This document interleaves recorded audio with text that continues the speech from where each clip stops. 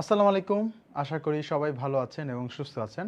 সবাইকে ওয়েলকাম করছি আমাদের আজকের জব ম্যাথের প্রথম ক্লাসে এবং ফ্রি ক্লাসে। সো আমি মোহাম্মদ জাহাঙ্গীর আলম শুভ। সো সবাই শুভ ভাইয়ের নামেই চিনে। বন্দি পাঠশালার one of the founder. So math নিয়ে আসলে অনেক লম্বা সময় জুড়ে কাজ করি। সো আপনারা এখানে যারা আছেন অনেকে হতে পারে যে আমার ব্যাচমেট হওয়ার চান্স খুবই কম, যেহেতু আমার মোটামুটি জব অ্যাডমিশন মানে এক্সাম দেওয়ার বয়সটা পার হয়ে গেছে। সো ব্যাচমেট হওয়ার চান্স কম, জুনিয়র হওয়ার চান্সই বেশি। সো যাই হোক, সো আশা করি সবাই ভালো আছেন এবং আমি পোস্ট করা আমাকে নিয়ে তানভীর স্যার পোস্ট করার পরে দেখেছি বেশ কয়েকজন কমেন্টও করেছে যে আমার স্টুডেন্ট ছিল। সো একটা ভালো সময় পরে এই জব ম্যাথের যে ক্লাস নেওয়ার সুযোগ হলো এবং অনেক লম্বা সময় জুড়েই হচ্ছে আমার ইচ্ছা ছিল, বাট সেটা সুযোগটা হয় নাই বা সময় করে উঠতে পারি নাই, যেটা সত্য কথা। সো সেই জন্য আজকে চলে আসলাম। আশা করি সবাই ভালো আছেন। সো 1-2 মিনিট কথা বলে আমরা পড়াশোনা করব, বাট আমি একটু দেখি যে কারা কারা আমাদের সাথে যুক্ত হয়েছেন। আপনাদের সাথে একটু পরিচয় হয়ে দেন হচ্ছে আমরা আমাদের আজকের যে ক্লাসটি সেই ক্লাসটি শুরু করবো ইনশাআল্লাহ। সো আমি একটু দেখে নেই কারা কারা আছেন, দেন হচ্ছে আমরা আমাদের ক্লাসটি শুরু করছি।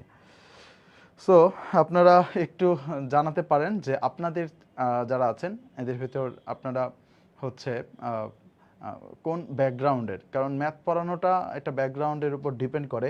আমি যদি বাংলার কথা বলি, আসলে সে বিজ্ঞানের হোক অথবা কমার্স বা আর্টস যেই ব্যাকগ্রাউন্ডের হোক না কেন, সবারই ওই বাংলাটা আসলে আত্মস্থ করার একটা ব্যাপার থাকে। বা যারা বিজ্ঞানের হয় তাদের জন্য ম্যাথটা অনেকটা ইজি, তুলনামূলক ইজি, বাট তাদেরও শিখতে হয়, কেননা এখানে ম্যাথের কিছু ট্রিক্সের ব্যাপার থাকে, কিছু অল্প সময় আসলে আমার আত্মস্থ করার ব্যাপার থাকে। এই সব কিছু মিলিয়ে আমাদের যারা সায়েন্স বা কমার্স বা আর্টসের ব্যাকগ্রাউন্ড, সবার জন্যই আসলে জবের ম্যাথ ক্লাসটা প্রয়োজন হয়ে পড়ে। যদি সায়েন্স থেকে ম্যাথের এক্সট্রাঅর্ডিনারি কিছু থাকে তাহলে হয়তো বা দরকার নাই, বাট সময় ছোট্ট সময়ের ভিতর যদি সলভ করতে হয় তাহলে অবশ্যই হচ্ছে সেটা করতে হয়। এজন্য আমার জন্য ক্লাস নিতে সুবিধা হবে যদি আমি জানতে পারি আসলে রেশিওটা কত, যে কমার্স কিংবা সায়েন্স কিংবা আর্টস। আপনার ব্যাকগ্রাউন্ড গুলো একটু যদি কমেন্ট বক্সে জানান তাহলে আমার জন্য সুবিধা হবে। ওকে, সো আমি একটু আপনাদের যে প্রাইভেট হোয়াটসঅ্যাপ গ্রুপ আছে আমি একটু ক্লাসটা দিয়ে দিই। হুম হুম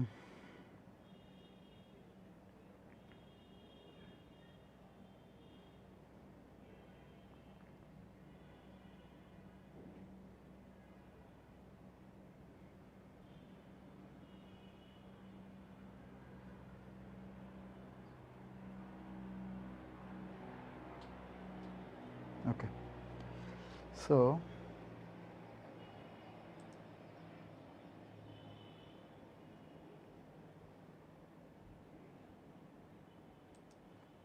আর আমার পূর্ব পরিচিত কেউ থাকলে বা আমার স্টুডেন্ট এরকমও যদি কেউ থাকেন তাহলে অবশ্যই একটু জানাবেন, তাহলে একটু ভালো হবে।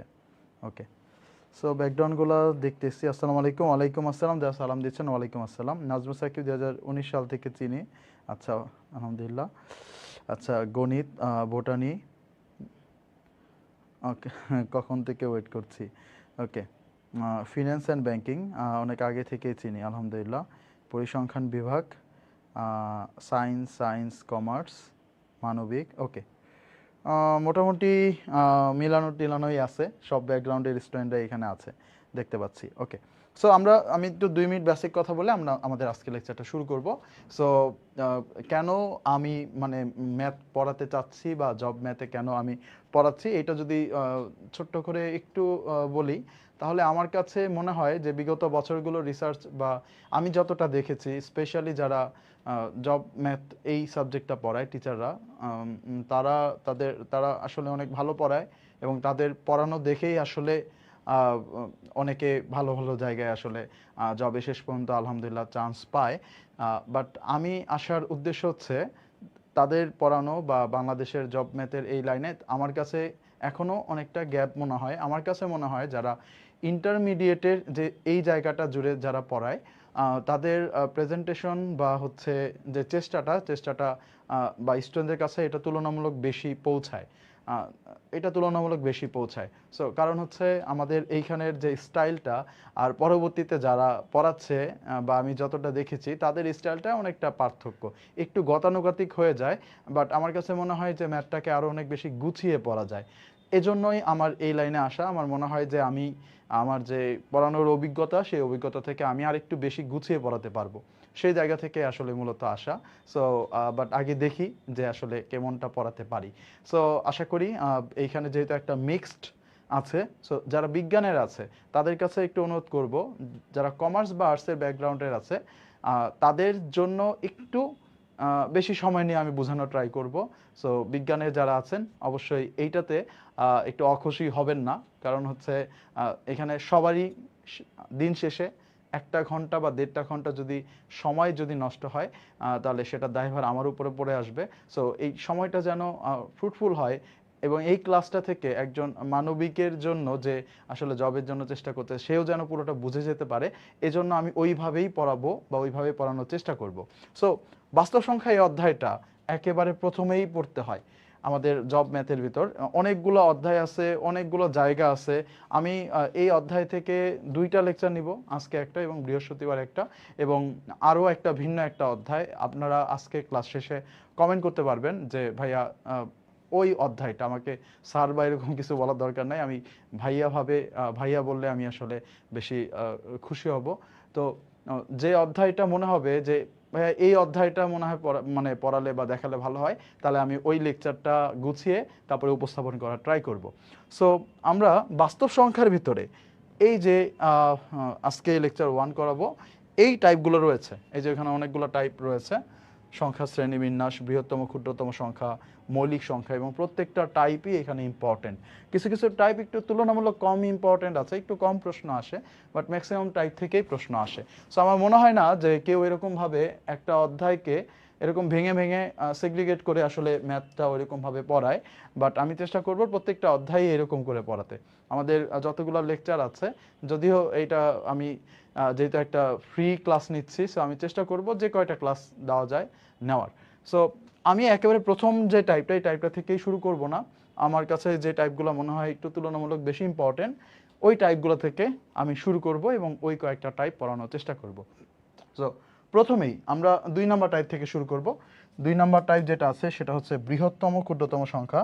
সো তুলনামূলক অনেক বেশি প্রশ্ন এই টাইপটা থেকে আছে। বৃহত্তম এবং ক্ষুদ্রতম সংখ্যা তুলনামূলক অনেক বেশি আছে, প্রশ্ন এখান থেকে থাকে। সো আমি একটু ফান কম করি, তানভীর স্যারের মতো অতটা মজা করতে পারি না, বাট আমি পড়াতে পারি। হ্যাঁ, আমি পড়াতে ভালোবাসি, বিশ্বাস করেন। সো এখানে যারা আছে যদি আমার পূর্ব পরিচিত হয় তাহলে হয়তো বা ভালো করে জানে আমি পড়াতে ভালোবাসি। ওকে, সো শুরু করি তাহলে। আজকে প্রথমে আমরা যে টাইপটা দেখব সেটা হচ্ছে বৃহত্তম এবং ক্ষুদ্রতম সংখ্যা। সো বৃহত্তম এবং ক্ষুদ্রতম সংখ্যার এটার ডিরেক্ট স্লাইডে যদি আমি চলে যাই, বৃহত্তম এবং ক্ষুদ্রতম সংখ্যার প্রথমটা পড়ালাম না, কারণ হচ্ছে এটা থেকে তুলনামূলক একটু কম প্রশ্ন আসে। আর প্রথম টাইপটা পড়াইতে হলে পুরো একটা ক্লাসে এই একটা টাইপই পড়াইতে হবে, এই জন্য। বাট ইম্পর্টেন্ট এবং হচ্ছে অল্প সময় পড়া যাবে, এই অধ্যায় থেকে আমি শুরু করতে চাচ্ছি। সো বৃহত্তম এবং ক্ষুদ্রতম সংখ্যা বিগত বছরে বিসিএসগুলো থেকে শিক্ষক নিবন্ধন সব কয়টা জায়গায় অনেক বেশি প্রশ্ন আসছে। সো প্রথমে আমাদের পড়ানোর স্টাইলটা হচ্ছে আমরা একটু বেসিক জিনিস জানবো, এরপরে হচ্ছে আমরা প্র্যাকটিস করব। এই যে প্র্যাকটিস প্রবলেম, যেরকম এটা 31তম বিসিএসে আসছে, এই যে প্রশ্নগুলো, এই প্রশ্নগুলো প্রত্যেকটা প্রশ্ন আমরা একটা একটা করে সলভ করতে করতে আগাবো। সো প্রথমত আমরা এই 10টা অঙ্ককে সবাই চিনি, 0, 1, 2, 3, 4, 5, 6, 7, 8, 9, 10, 9 এবং হচ্ছে 9 পর্যন্ত এই 10টা সংখ্যা। সো আমাদের বৃহত্তম কতগুলো সংখ্যা দিয়ে বলবে এখানে কোনটা বৃহত্তম সংখ্যা আর কোনটা ক্ষুদ্রতম সংখ্যা। ওকে স্যার, আপনার ক্লাস আগে করেছি, ওকে স্যার বলার দরকার নাই, ভাইয়া। ওকে ওকে, ক্লাস কি রেকর্ড থাকবে? হ্যাঁ, ক্লাস এখানে রেকর্ড থাকবে। সো দেখেন, আমি আবারও বলছি, সো আমি নর্মালি যে আমার সময়ে যে আপনারা অনেকে আমার প্রায় কাছাকাছি এজের, বাট যেহেতু আমার জবের এজ শেষ হয়ে গেছে, তার মানে সবাই জুনিয়রই হওয়ার কথা। সো ভুলেও যদি তুমি বলে ফেলি তাহলে কেউ মাইন্ড করবেন না আশা করি, কারণ সবসময় অনেক বাচ্চাদের পড়াইছি, সো সেজন্য। সো বৃহত্তম এবং ক্ষুদ্রতম সংখ্যা আমাদের দুইভাবে থাকে। 1 নম্বর হচ্ছে পূর্ণ সংখ্যার, ভিতরে আমাকে বের করতে বলবে যে বৃহত্তম সংখ্যাটি বের করো, বা আর আরেকটা হচ্ছে ভগ্নাংশ সংখ্যা। ভগ্নাংশ ভগ্নাংশ ক্যালকুলেটর ছাড়া আমরা আমাদের বুঝতে একটু কষ্ট হয়ে যায়। সো এই দুইটা টাইপই ইম্পর্টেন্ট, এই দুইটাই আমাদের ভালো করে জানতে হবে। সো প্রথমে আমরা পূর্ণ সংখ্যার বৃহত্তম এবং ক্ষুদ্রতম সংখ্যাগুলো বের করব, এরপরে ভগ্নাংশগুলো বের করব, তারপরে হচ্ছে আমরা প্র্যাকটিস করব। সো প্রথমত পূর্ণ সংখ্যাগুলোর ভিতরে যদি আমরা চলে যাই, যে পূর্ণ সংখ্যার ভিতর যেগুলো আছে, সো প্রথমত এই অঙ্কগুলোকে আমরা সবাই চিনি, যেহেতু আমরা সেই ক্লাস 1 থেকে এই অঙ্কগুলোকে শিখে আসছি। এখন আমাদের প্রশ্ন কি আসবে? দুই ধরনের প্রশ্ন হতে পারে। এক নম্বর হচ্ছে যে এই অঙ্কগুলো থেকে দুই অঙ্ক বিশিষ্ট একটা বৃহত্তম সংখ্যা বা দুই অঙ্কের সবচেয়ে বড় সংখ্যাটা বের করতে দিতে পারে, অথবা দুই অঙ্কের সবচেয়ে ছোট সংখ্যাটা, অথবা 4 অঙ্কের সবচেয়ে বড় সংখ্যাটা, 4 অঙ্কের সবচেয়ে ছোট সংখ্যাটা কত এটা বের করতে দিতে পারে। বাট এইখানে একটা প্যাচ আছে।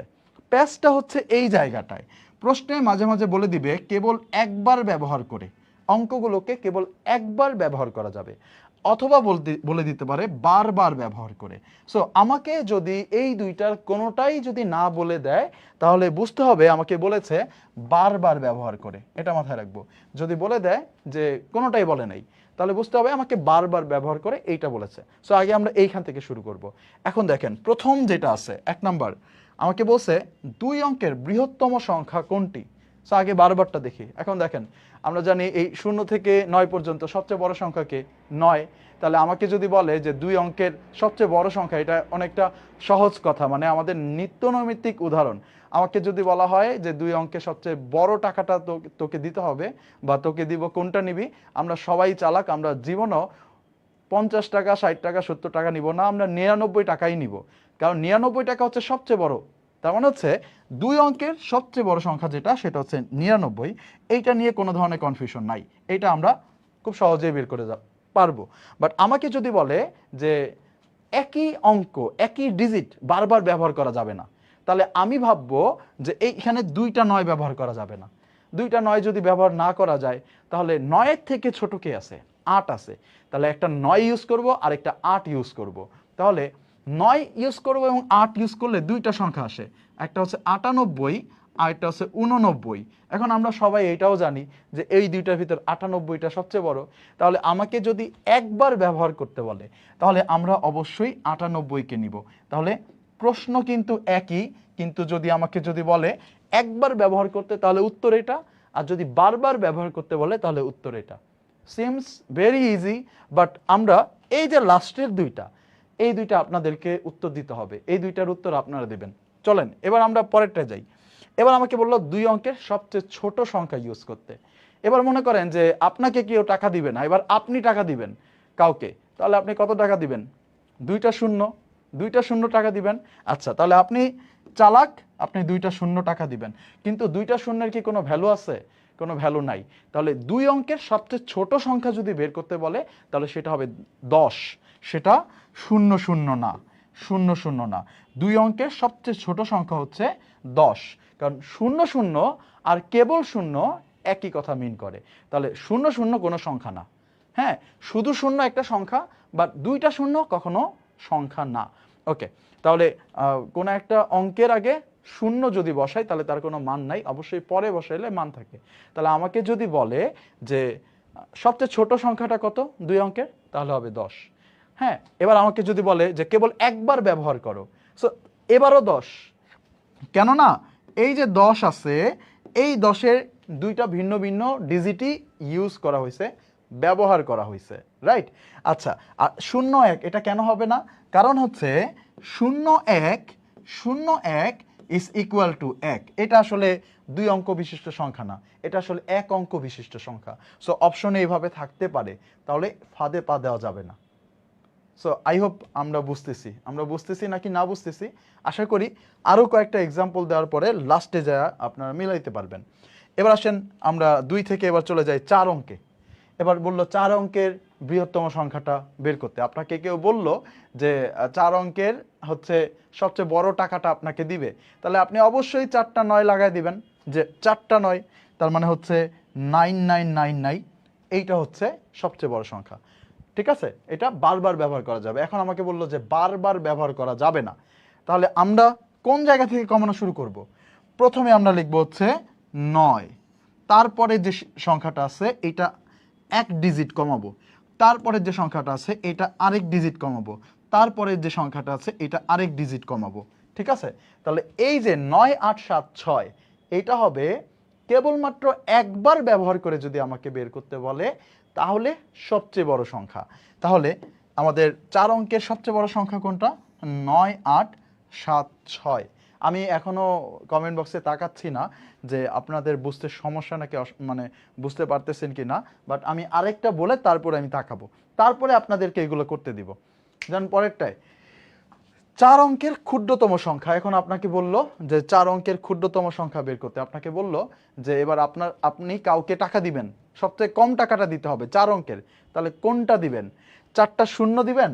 4টা শূন্যের কোনো মান নাই, তাহলে প্রথমটায় 1 দিয়ে তারপরে আমাদেরকে 3টা শূন্য দিতে হবে।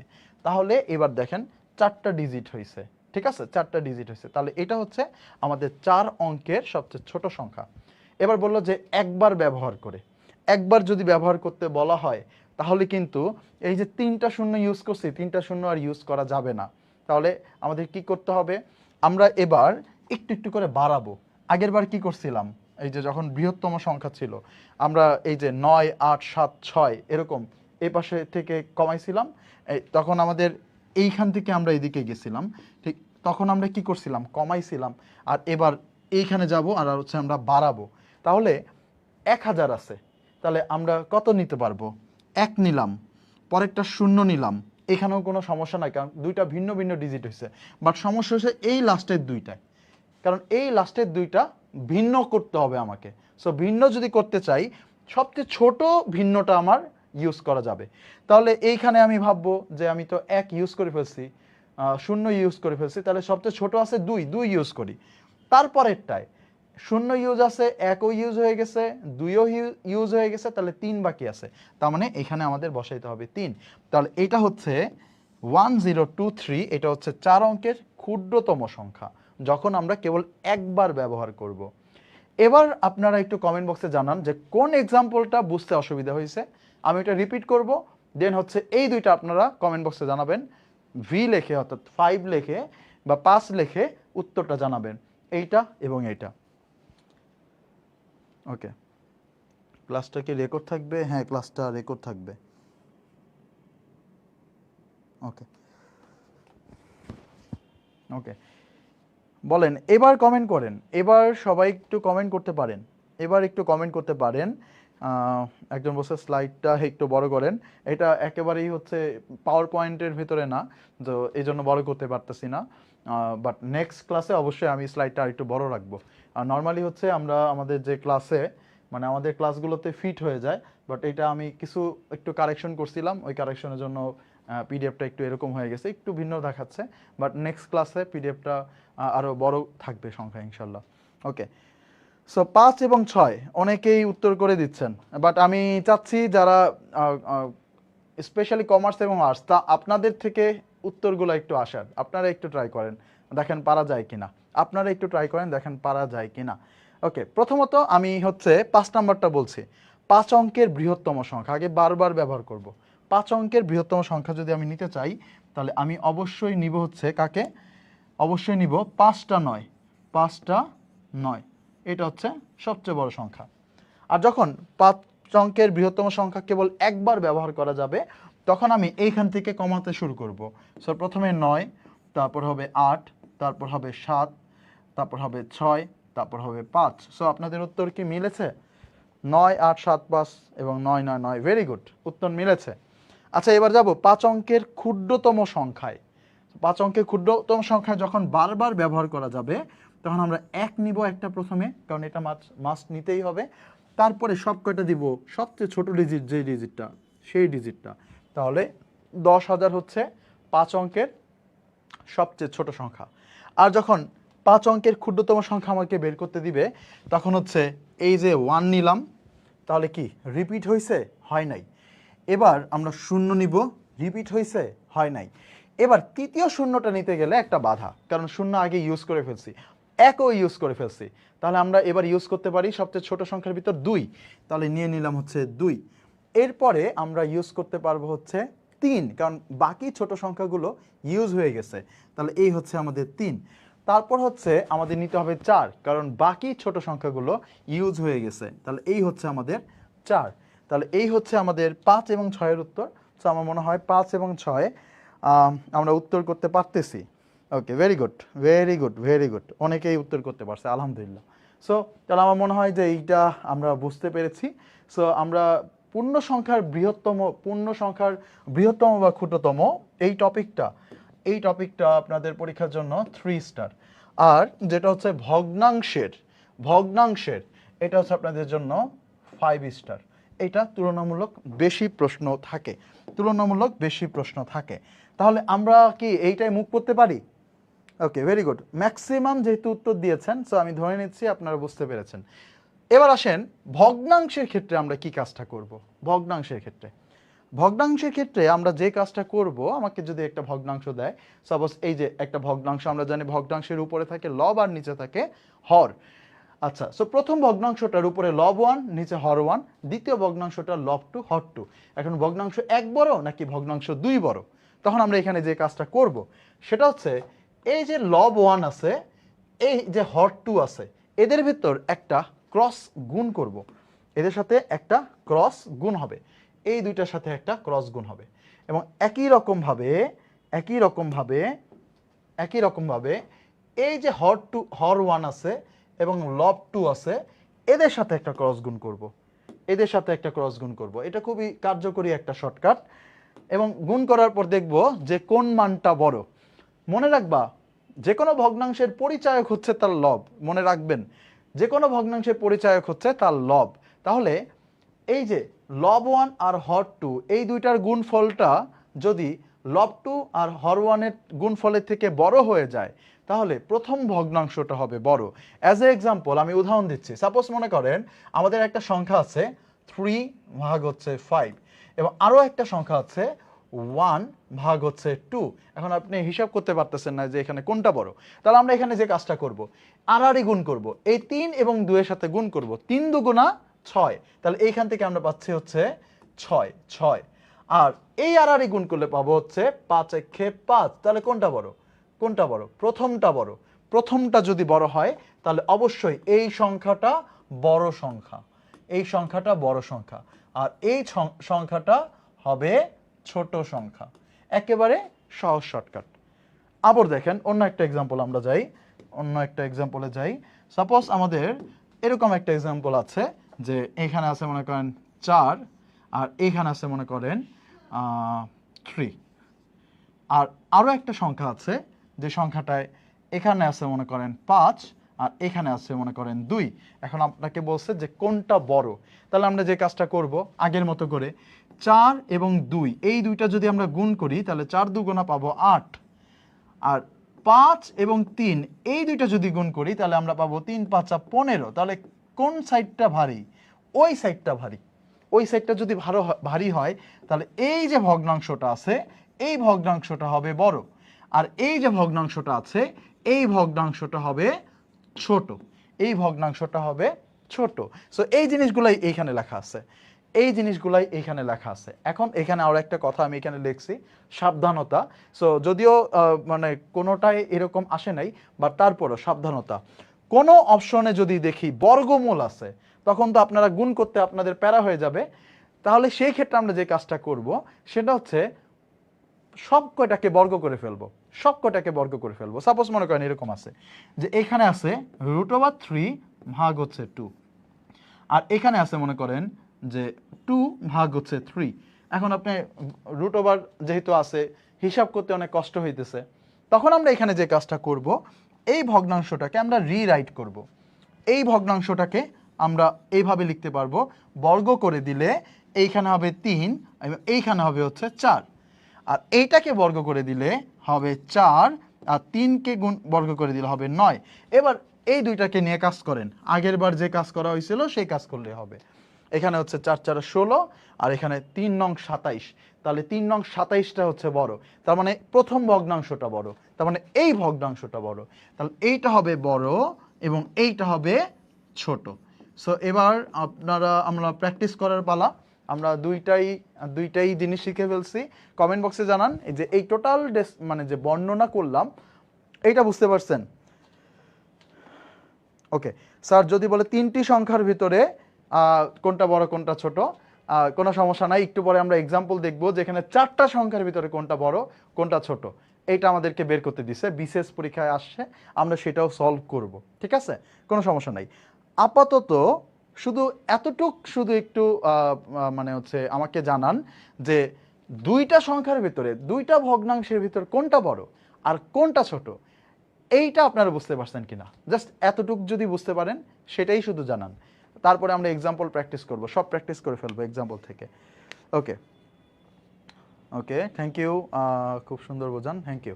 ওকে, বুঝতে পেরেছি। তাহলে এবার আমরা একটু আগাইতে পারি প্র্যাকটিস প্রবলেমে। এটা আসে 31তম বিসিএসে। এখানে বলছে 0, 1, 2, 3 দ্বারা গঠিত 4 অঙ্কের বৃহত্তম এবং ক্ষুদ্রতম সংখ্যার বিয়োগফল কত সেটা আমাদেরকে বের করতে বলছে। এখন দেখেন এখানে কিন্তু ডিজিটগুলো একেবারে উল্লেখ করে দিছে। ডিজিটগুলো যেহেতু একবারে উল্লেখ করে দিছে তাহলে এইটা কেবল একবারই ব্যবহার করা যাবে। আপনি চাইলেই শুধুমাত্র 3কে বারবার ইউজ করতে পারবেন না, এই 4টাকেই ব্যবহার করতে হবে। তার মানে হচ্ছে ডিজিটগুলোকে কেবল একবার ইউজ করা যাবে। আচ্ছা, তাহলে এবার আমরা কি করব? 0, 1, 2, 3 দ্বারা গঠিত 4 অঙ্কের বৃহত্তম সংখ্যা বের করব। তাহলে আমাদের প্রথম কাজ হচ্ছে এদের থেকে বৃহত্তম সংখ্যাটা বের করা। তাহলে বৃহত্তম সংখ্যা যদি বের করতে হয় তাহলে অবশ্যই আমি সবচেয়ে বড় থেকে শুরু করব।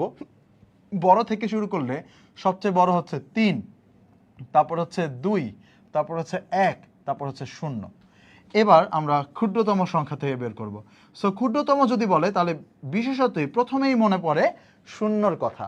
কিন্তু আমি আগেই বলে নিয়েছি যে শূন্যকে প্রথমে বসানো যায় না, শূন্যকে বসানো গেলে এটা 3 অঙ্কের সংখ্যা হয়ে যাবে। সো শূন্যকে প্রথমে বসানো যাবে না, শূন্যকে বসাইতে হবে দ্বিতীয়তে, ঠিক আছে? তাহলে আগে কাকে বসাবো? শূন্যের পরে যে ছোট তাকে বসাইতে হবে। শূন্যর পরে ছোট হচ্ছে 1। এবার কাকে বসাবো? এবার 2কে বসাবো আর 3কে বসাবো। এবার বিয়োগ আপনারা আমার থেকে ভালো করতে পারেন। আচ্ছা, তাহলে এখানে হচ্ছে 7, আমার হাতে থাকছে এখানে হচ্ছে 1, তাহলে এটা হয়ে যাচ্ছে 3। 3 থেকে ওইখানে যেতে হলে লাগবে হচ্ছে আমাদের 8, হাতে থাকছে 1, তাহলে এখানে হবে 1, আর এখানে হাতে থাকছে না, তাহলে হচ্ছে 2। তাহলে 2, 1, 8, 7, তাহলে 2, 1, 8, 7 হচ্ছে এই প্রশ্নের জন্য উত্তর, যেটা কিনা আমাদের ডি নাম্বার অপশনে আছে, 2, 1, 8, 7। সো এইটা ক্লিয়ার কিনা একটু বুঝান, বলেন। 2, 1, 8, 7, ভেরি গুড, অনেকে অনেক ফাস্ট করে ফেলছেন। সো দেখেন এই বেসিক আলোচনা কিন্তু আমরা একটু আগে করে আসলাম। সো আমরা যেভাবে আলোচনা করছি ওইভাবেই প্রত্যেকটা জিনিস সলভ করা যাবে। সো প্রত্যেকটা টাইপের প্রথমের বেসিকটা বুঝতে হবে, যত প্রশ্নই আসুক যেভাবে আসুক সলভ করা যাবে। পরের প্রশ্নে যাই, এটা আসে 29তম বিসিএসে। 5 অঙ্কের ক্ষুদ্রতম সংখ্যা এবং 4 অঙ্কের বৃহত্তম সংখ্যার অন্তর কত হবে? 5 অঙ্কের ক্ষুদ্রতম সংখ্যা। সো এবার এখানে কি আমাকে বলে দিচ্ছে যে একবার ইউজ বা এরকম কিছু বলছে? বলে নাই। তাহলে আমরা বারবার ইউজ করবো। আমি বলছিলাম যখন কোনো স্পষ্টভাবে বলবে না বা ইন্ডিকেট করে বলবে না, আমরা বারবার ইউজ করব। তাহলে 5 অঙ্কের সবচেয়ে বড় সংখ্যা যেটা, সেটা কত হবে? সরি, 5 অঙ্কের সবচেয়ে ছোট সংখ্যা। 5 অঙ্কের সবচেয়ে ছোট সংখ্যা কত হবে? প্রথম হচ্ছে 1, তারপর হচ্ছে 0, তারপরে 0, তারপরে 0, তারপরে 0। এটা 5 অঙ্কের হলো। এবার 4 অঙ্কের বৃহত্তম সংখ্যা যদি নেই তাহলে আমি 9, 9, 9, 9 নিব। তাহলে বিয়োগ করলে কত বের হবে? 1 বের হবে। তাহলে উত্তর কত? উত্তর হচ্ছে 1, সি নাম্বার অপশন। ওকে, ক্লিয়ার? ওকে, ফাইন, ধন্যবাদ। এবার আমরা পরের প্রশ্নে যাই। প্রাথমিক শিক্ষক নিবন্ধনে আসছে এটা, 4 অঙ্কের বৃহত্তম সংখ্যা হতে 3 অঙ্কের ক্ষুদ্রতম সংখ্যা বিয়োগ করলে বিয়োগফল কত হবে? সো এইটা আমি আপনাদের জন্য দিলাম, কারণ প্রত্যেকটা অঙ্ক যদি আমি সলভ করাই তাহলে দেখা যাবে আমাদের লেকচার অনেক বড় হয়ে যাবে। সো আশা করি আপনারা পারবেন এটা, ঠিক আছে? সো একই রকম যেহেতু পারা যাবে আশা করি। পরের প্রশ্ন 41তম বিসিএসে আসছে। সো অনেকেই তখন বলতেছিল যে ভাইয়া 3টা, একজন কমেন্ট করছিল 3টা যদি দেয় তাহলে কি করব? 3টা যদি দেয় তাহলে ভয় পাওয়ার কারণ নাই, জাজমেন্ট করতে করতে যাইতে হবে। প্রথমে আমাকে তুলনা করতে হবে এই দুইটার ভিতরে, আগে এই দুইটার ভিতরে জাজমেন্ট করতে হবে। এগুলা গুণ করতে অনেক সময় লাগবে এরকমও না। তাহলে দেখেন 5 গুণ 13, 5 গুণ 13 কত হয়? যাদের গুণ করতে সমস্যা হয় তাদের জন্য একটু বলি। দেখেন 5 গুণ 13, প্রথমে 5 গুণ 13 যখন গুণটা করবেন তখন 5 গুণ 10 হইলে কিন্তু আমরা খুব সহজেই গুণটা করতে পারি, তাই না? 5 গুণ 10 হইলে, তাহলে মনে করেন এটা 10, হ্যাঁ মনে করেন এটা 10, আপনাদের ক্যালকুলেশন ফাস্ট হবে এইভাবে। মনে করেন এটা 10 আর আছে 3, তাহলে দেখেন 5 গুণ 10 মানে হচ্ছে 50 আর 5 গুণ 3 মানে 15। 50 আর 15 মানে হচ্ছে কত? 65। বুঝাইতেছি এজন্য বেশি সময় নিচ্ছি, বাট করতে গেলে কিন্তু এত সময় লাগবে না। আচ্ছা যাই হোক, তো এইখানে হয় হচ্ছে আমাদের 65, আর এইখানে দেখেন 6 এর সাথে 10 এর গুণ করলে হবে 60, আর 6 এর সাথে 2 এর গুণ করলে হবে হচ্ছে কত? 12, তাহলে 72 হয়। তাহলে এই দুইটা সংখ্যার ভিতরে এইটা হচ্ছে বড়, তাহলে এইটার হিসাব এখানেই শেষ। এবার আসবো আমরা 5, 12 আর হচ্ছে 11, 24 ভেতর কোনটা বড়, ঠিক আছে? আচ্ছা এবার আবার দেখেন 5 গুণ 24, তাহলে 5 গুণ 24 মানে 5 গুণ 20 আর 5 গুণ 4, 5 গুণ 20 মানে 100, আর 4 5 20 মানে 120। সো এটা গুণ করলে হয় 120, আর এটা যদি গুণ করি দেখেন 12 গুণ 10 মানে 120, আর 12 গুণ 1 মানে 12, 120 আর 12 মিলে হয় 132, 132। তাহলে কোনটা বড়? এটা বড়। এইটা যদি এই পাশেরটা বড় হয় তাহলে এইটা আলটিমেটলি বড় হইল, তাহলে এইটাও বাদ। সো এইটা হচ্ছে বড়। এবার ফাইনাল এটার সাথে এইটার হিসাবটা করতে হবে। সো 11 ভাগ 24 আর হচ্ছে 3 ভাগ হচ্ছে 8, ঠিক আছে? এবার আমরা যদি ফাইনাল গুণটা করি তাহলে 11 আর 8 যদি গুণ করি তাহলে হয় 88, আর 3 এবং 24 যদি গুণ করি তাহলে হবে হচ্ছে 72। তাহলে কোনটা বড়? 88 বড়। তাহলে এই পাশেরটা বড়। সো 11, 24 এইটা হচ্ছে আমাদের সবচেয়ে বড় সংখ্যা। 11, 24 এটা হচ্ছে আমাদের সবচেয়ে বড় সংখ্যা, 11/24। সো তাহলে এই প্রশ্নের জন্য উত্তর হবে 11/24, ঠিক আছে? সো এইভাবে করতে করতে যাইতে হবে।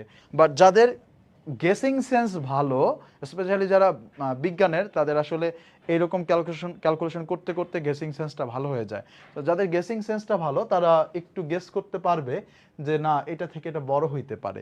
হ্যাঁ, তারপরও কনফার্ম হওয়ার জন্য এই পদ্ধতি অনুযায়ী আগানোটা ভালো। একটু বেশি সময় যাবে, আমাদের যে কোনো কম্পিটিটিভ এক্সামে ম্যাথের জন্য একটু বেশি সময় রাখতেই হবে, এবং ম্যাথটা সবার লাস্টে উত্তর করলে সেটা সবচেয়ে বুদ্ধিমানের কাজ। তখন আমাদের ম্যাথের জন্য ভালো টাইম বাজেট করা যায়। বাট আমি যখন ম্যাথের টাইম বাজেটটা শুরুতেই রেখে দিই তখন আমার মাথার ভিতরে একটা টেনশন থাকে যে পরবর্তীগুলো কি হবে। আমি আমার জব লাইফের এক্সপিরিয়েন্সটা একটু বলি। আমি কেবলমাত্র একটাই পরীক্ষা দিছিলাম, এবং সেটা হচ্ছে 41তম বিসিএস। আমার যখন গ্রাজুয়েশন শেষ হয় এবং 41তম বিসিএসের আমি প্রিলিটা দিয়েছিলাম। আমার প্রস্তুতি ছিল সর্বোচ্চ 2 মাসের, বা 2 মাসও না ওইরকমভাবে, কারণ আমার করোনার পরে আমাদের করোনার পর ডিসেম্বর বা এরকম ডিসেম্বর বা জানুয়ারি ফেব্রুয়ারি এরকম সময় আমাদের পরীক্ষা হয়েছিল। সো আমার ওই যে পরীক্ষাটা দিয়েছিলাম আমার ডিসেম্বরেই হচ্ছে আমার গ্রাজুয়েশন শেষ হয়। সো দেখা যায় যে আমার ওইরকমভাবে আসলে প্রিপারেশন ছিল না, বাট ওই প্রিলি আমি পাশ করছিলাম ওইটা। এরপরে আমি আর রিটেনে বসি নাই, কারণ বন্দি পাঠশালার যে ব্যস্ততা, তখন আমাদের বন্দি পাঠশালাও করোনার ভিতর প্রথম উঠছে। সো 20-এর হচ্ছে ডিসেম্বরের দিকে রিটেন ছিল, এই জন্য আর রিটেনে বসি নাই। পরবর্তীতে বন্দি পাঠশালার সাথে আসলে কাজ করতে করতে আর ওই লাইনটাই বাদ দিয়ে দিতে হয়েছে। সো যাই হোক, বাট তারপরেও আমি আমার যে পুরো গ্রাজুয়েশন লাইফে আমি আমার বুটেক্সে পড়াশোনা করছি। বুটেক্সের একটা গ্রুপ ছিল, সেই গ্রুপটা আমি চালাতাম। সেখানে হচ্ছে সবাই সব ধরনের, যারা জবের প্রিপারেশন নিত সবাই সব ধরনের প্রবলেমগুলো শেয়ার করতো, সেগুলো আমি সমাধান করতাম। সো সেই জায়গা থেকেই আসলে জব ম্যাথের একটা এক্সপিরিয়েন্স বা একটা শেখানোর এক্সপিরিয়েন্স আছে, সেখান থেকে শেয়ার করা। চলেন, অনেক কথা বললাম, এবার পরের প্রশ্নে যাই। নিচের কোন ভগ্নাংশটি বৃহত্তম? এখানে কোনটা বৃহত্তম? তাহলে কি একই ধরনের প্রশ্ন হইল না? আগের প্রশ্ন আর এই প্রশ্নটা একই ধরনের হইল না? আপনাদেরকে আমি একটু সময় দিই, দেখি কে আগে উত্তরটা বলতে পারে। একটু উত্তরটা বলার ট্রাই করেন। কয়েকজন মনে হয় পেছনে আছে ভিডিওর, সো কমেন্ট করতেছে এখন। সো উত্তরটা বলা ট্রাই করেন। এই প্রশ্নটার উত্তর কি হবে? 39তম বিসিএস এ এটা আসছে। নিচের কোন ভগ্নাংশটি বৃহত্তম? এই যতগুলো আছে এর ভিতর কোন ভগ্নাংশটা সবচেয়ে বড়? কয়েকজন একটু ট্রাই করে উত্তর করার ট্রাই করেন, আমরা সবাই মিলেও একটু ট্রাই করি। তো প্রথমে আসি এখানে।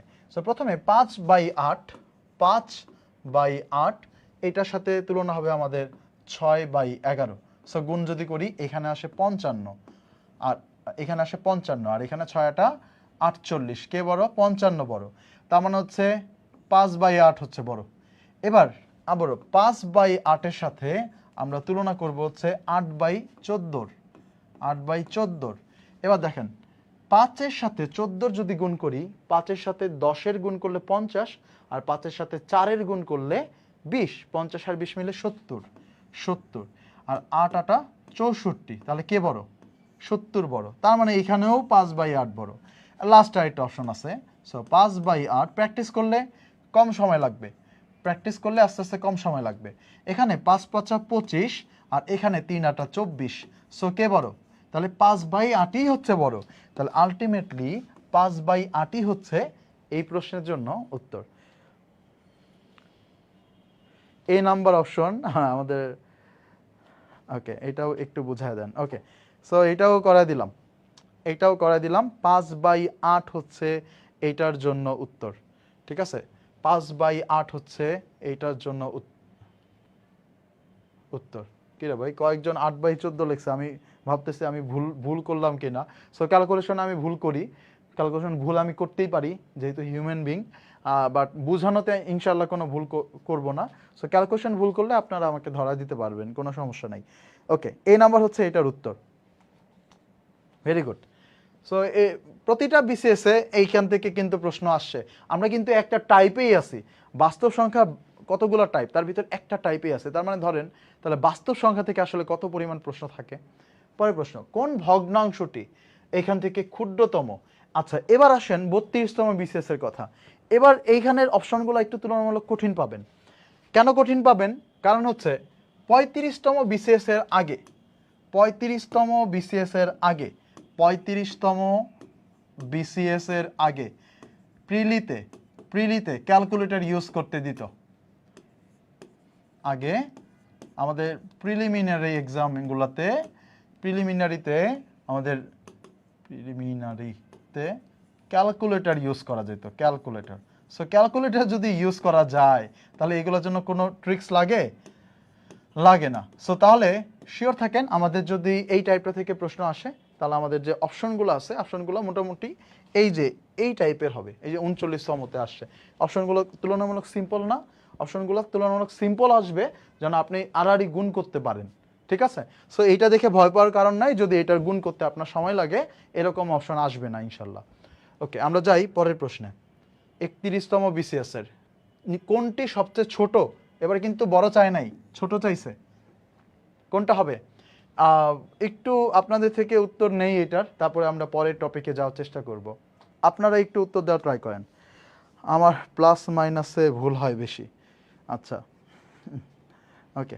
সো আপনারা একটু এটার উত্তর দেওয়ার ট্রাই করেন, আপনারা এটার উত্তর দেওয়ার ট্রাই করেন। এটা উত্তর কি হতে পারে? সো ম্যাথের সিলেবাসটা একটু বড়, সো তুলনামূলক বাংলা সিলেবাসের মতো না, এই জন্য একটু লং প্রস্তুতি নিলে ভালো হয়। স্পেশালি আমার পরবর্তীতে যদি কোনো কোর্স রান করা হয় তাহলে অবশ্যই একটু লং টাইপ একটা কোর্স হবে। কারণ হচ্ছে শর্টে যারা বিজ্ঞানের আছে তাদেরকে আসলে শর্টে শেষ করা যাবে, কারণ বিজ্ঞানে যারা আছে তাদের আসলে এই শর্টকাটগুলো জানা প্রয়োজন। কারণ বিজ্ঞানে আমরা এই যে ভগ্নাংশের যে আড়াআড়ি গুণ করে যে বড় ছোট সংখ্যা বের করা যায়, এইটা আমরা অনেকেই আগে থেকে ইউজ টু না, বাট এগুলো জানা দরকার। হ্যাঁ, কম সময় জানার জন্য। বাট বাকি যারা আছে তাদের জন্য হইলেও আসলে লম্বা সময়ের প্রস্তুতি দরকার। কেউ 2-3 মাসে ম্যাথের প্রস্তুতি নিয়ে পরীক্ষায় বসে যাবেন, এইটা করলে হয়তো বা সম্পূর্ণ প্রস্তুতি হবে না, কিছু কিছু জায়গার প্রস্তুতি হবে। ওকে, 7-এর সি হবে উত্তর। ওকে, আপনাদের উপর ভরসা রাখলাম, ভরসা রেখে উত্তর দাগাই দিলাম। ঠিক আছে, আপনাদের উপর ভরসা রেখে উত্তর দাগাই দিলাম। এবং এই ক্লাসটির পিডিএফ, অর্থাৎ যা আমি পড়াচ্ছি, যতটুকু অংশ পড়াবো, পিডিএফটা আমি এই যে গ্রুপটা আছে আপনাদের, এই গ্রুপে আমি পোস্ট করে দিব। ওকে, ফাইন। পরবর্তীতে নিচের কোনটি ক্ষুদ্রতম সংখ্যা? 30তম বিসিএস, এই যে এটা দেখে ভয় পাওয়ার দরকার নেই, ঠিক আছে? তখন আমাদের ক্যালকুলেটর ইউজ করতে দিত, সো এইটা নিয়ে প্যারা খাওয়ার দরকার নেই। পরেরটা 24তম, এই যে দেখেন এইখানে আরো বড় বড় ভগ্নাংশ, কেন? ক্যালকুলেটর ইউজ করতে দিত এই জন্য, সো এটা নিয়েও ভয় পাওয়ার কোনো কারণ নাই। 24তম, কোন সংখ্যাটি ক্ষুদ্রতম? সো রুট ওভার আছে, কোনো প্যারা নাই। তারপরে 22তম এবং 15তমতে আসছে কোনটি হচ্ছে বৃহত্তম? এইখানে প্রত্যেকটা প্রশ্ন। 18তমতে আছে কোন ভগ্নাংশটি 2/3 থেকে বড়? সো তাহলে আমরা কি বড় ছোট সংখ্যা কি বের করতে পারবো? প্রাথমিক শিক্ষা সহকারীতে 2012 সালে আসছে কোন সংখ্যাটি ক্ষুদ্রতম সংখ্যা? সো এইটাও বের করা যাবে। সো দ্যাটস ইট, এই ছিল আমাদের প্রথম টাইপ। আমরা অলমোস্ট কতক্ষণ সময় নিলাম এটা পড়াইতে? 37 মিনিট সময় গেছে। ওকে, সো আশা করি আপনারা বুঝছেন। সো আমাদের এই টাইপটা যেটা ছিল সেটা ছিল মোটামুটি, আপনারা দেখছেন এখান থেকে অনেক প্রশ্ন আসছে। আমি আবার ব্যাংকের প্রশ্নগুলো অ্যাড করি না এখানে, ওইগুলো অ্যাড করলে দেখা যাবে যে এখান থেকে আরও অনেক বেশি প্রশ্ন চলে আসছে। সো এটা ছিল আমাদের বৃহত্তম এবং ক্ষুদ্রতম সংখ্যা। এবার আমরা আরও একটা টাইপ দেখি। মোটামুটি আমরা 1 ঘন্টা 15 মিনিট বা 1.5 ঘন্টার মতো একটা ক্লাস নিব। ডিপেন্ডস অন ইউ, আপনাদের আসলে কতটা প্রয়োজন। হ্যাঁ, আমার ক্লাস নিতে সমস্যা নাই, আপনাদের কতটুকু প্রয়োজন তার উপর ডিপেন্ড করতেছে। নর্মালি যারা বাচ্চারা আছে, যাদেরকে পড়াই, এই যে যারা হচ্ছে 9, 10 বা 11, 12 বা অ্যাডমিশন দেয়, সো তারা আসলে ফ্রি ক্লাসে অতটা মর্ম বুঝে না। বাট আপনারা অনেক ম্যাচিওর, আপনারা হয়তো বা এই ক্লাসগুলোর মর্ম বুঝবেন বা বোঝা উচিত। এবার আমরা 3 নম্বর টাইপটা নিয়ে কথা বলি। 3 নম্বর টাইপটাও খুবই বেসিক একটা টাইপ এবং খুবই ইম্পর্টেন্ট একটা টাইপ। আমরা এখন 3 নম্বর টাইপ নিয়ে কথা বলবো। যদি আমরা দেখি যে এই টাইপটাও আমাদের হয়ে গেছে, তখন আপনাদের উপর, কলের উপর ডিপেন্ড করে আমরা আরও একটা টাইপ পড়াতে পারি, অথবা পরবর্তী দিনেও যেতে পারি। ওকে, এবার আচ্ছা স্যার, আপনার কোর্স সম্পর্কে জানতে চাই। সো আমার কোর্স সম্পর্কে এখনও আমি প্ল্যান করি নাই। আমি যদি প্ল্যান করি তাহলে আপনাদেরকে জানিয়ে দিব। বাট আপনারা আমার আইডি থেকে লাইভ হচ্ছে, সো আপনারা আমার আইডিতে নক দিয়ে রাখতে পারেন, আমি অবশ্যই আপনাদেরকে জানাবো পরবর্তীতে। সো এবার আমরা যাব আমাদের মৌলিক সংখ্যা যে টাইপটি আছে সেই টাইপটায়। ওকে, দেখেন মৌলিক সংখ্যা বিশেষ, ব্যাংক, নিবন্ধন প্রত্যেকটা জায়গায় আসে। এইটা ম্যাথের একেবারে বেসিক। আমরা সেই ক্লাস মেবি 3, 4, 5 বা এরকম সময়ে মৌলিক সংখ্যা সম্পর্কে একটু ধারণা পাই, বাট পরবর্তীতে আমরা অনেকে ভুলেও যাই আসলে মৌলিক সংখ্যাটা আসলে কি। সো আমি ধরে নিলাম আপনারা এখানে যারা আছেন ম্যাথের কয়েকটা জিনিস পারেন, সেটা হচ্ছে যোগ, বিয়োগ, গুণ, ভাগ। সো এই কয়েকটা যদি পারেন তাহলে আমার ক্লাস করতে পারবেন। এই কয়েকটা জিনিস, যোগ, বিয়োগ, গুণ, ভাগ, এই কয়েকটা জিনিস আমি আপাতত শিখাইতে পারতেছি না, কারণ আপনাদের ওই সময়টা নাই। আর এই কয়টা যদি পারেন তাহলেই হবে। সো প্রথমে মৌলিক সংখ্যা শিখার আগে স্বাভাবিক বা পূর্ণ সংখ্যাকে, মানে যেগুলো ধনাত্মক সংখ্যা, 0, 1, 2, 3, 4, 5, 6, এই যে সংখ্যাগুলো আছে, এই সংখ্যাগুলোকে মোট 3 ভাগে ভাগ করা যায়। কয় ভাগে? 3 ভাগে। আমার টার্গেট হচ্ছে মৌলিক সংখ্যা, বাট মৌলিক সংখ্যা কোনগুলো না সেগুলো আমাদের জানতে হবে, তাহলে মৌলিক সংখ্যাটা বোঝাটা সহজ হবে। তাহলে মৌলিক সংখ্যা বাদে যে সংখ্যাগুলো আছে তার ভিতরে প্রথমে যে থাকে সে হচ্ছে 1, মানে হচ্ছে যেটাকে আমরা বলি বাংলায় মানে হচ্ছে 1 বা 1। সো 1 এটাকে পুরোপুরি আলাদা একটা স্টেজে রাখা হয়। তারপরে হচ্ছে আমাদের বাকি যেগুলো আছে, একটা হচ্ছে যৌগিক সংখ্যা বা কম্পোজিট নাম্বার, আর ফাইনালি মৌলিক সংখ্যা বা প্রাইম নাম্বার, যেটাকে আমাদের প্রয়োজন, যেটা থেকে আমাদের প্রশ্ন আসে।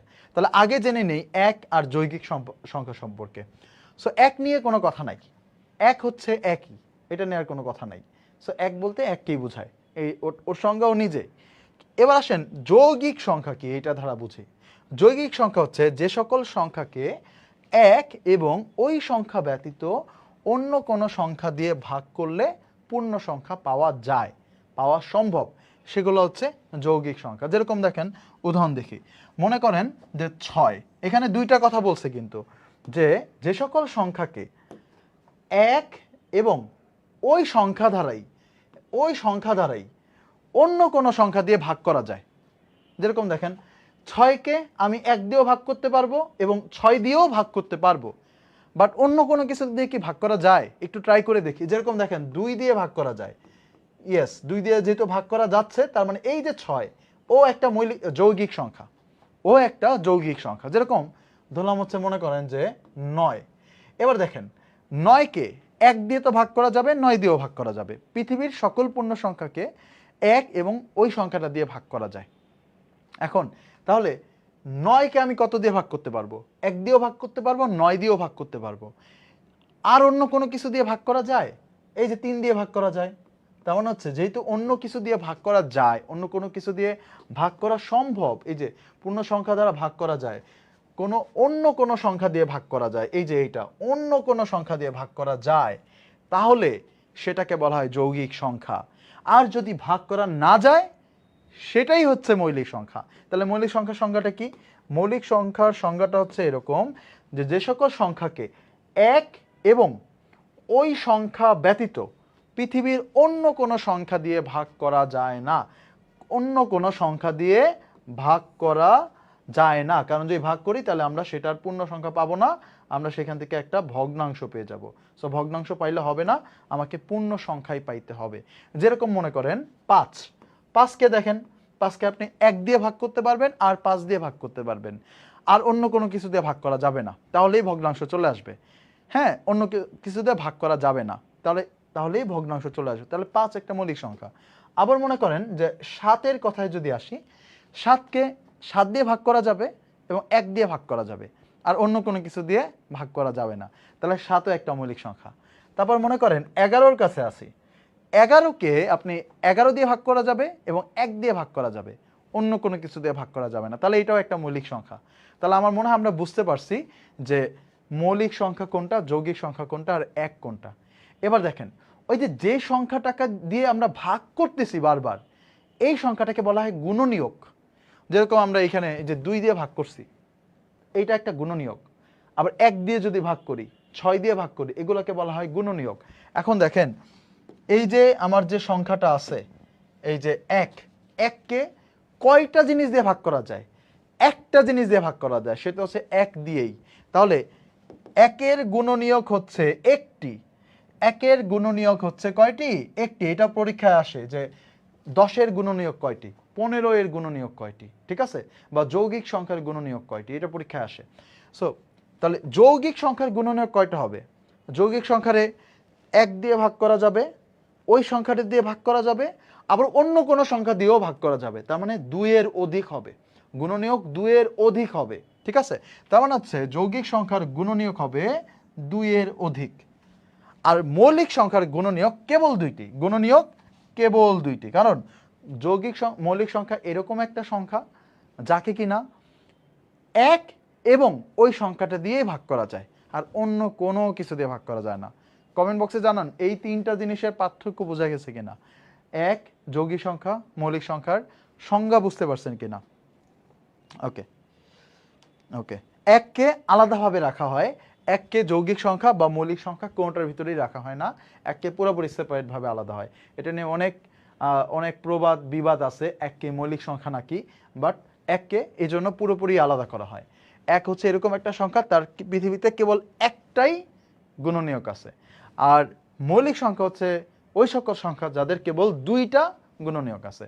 আর যৌগিক সংখ্যা হচ্ছে ওই সকল সংখ্যা যাদের 2-এর বেশি গুণনীয়ক আছে। ওকে, ফাইন। এবার আমাদের আরও কিছু জানতে হবে, এতটুকু জানলেই হবে না, আরও কিছু জানতে হবে। সহমৌলিক সংখ্যা কি জানতে হবে?